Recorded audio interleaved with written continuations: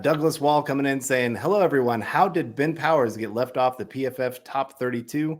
Just curious if it was a mistake or if they think he is really that bad. I think he tested out as the 38th best offensive guard last year, according to PFF.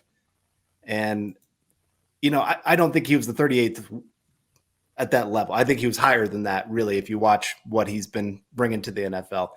I think sometimes, especially when they're grading the offensive line, they don't always know what's a win, in my opinion.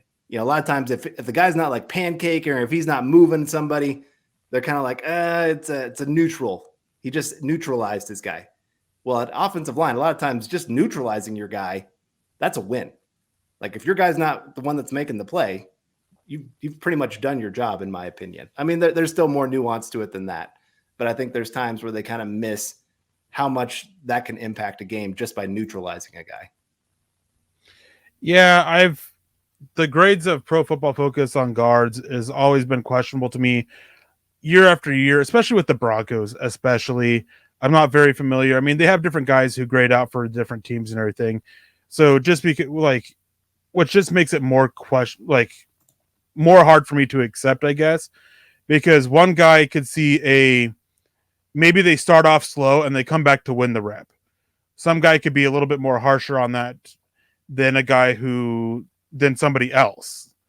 Somebody you could say is like, well, even though they lost early, they still came back to win the rep. Like they still got the hole cleared, even though the early penetration or whatever. So that is just kind of a question mark I have with Pro Football Focus.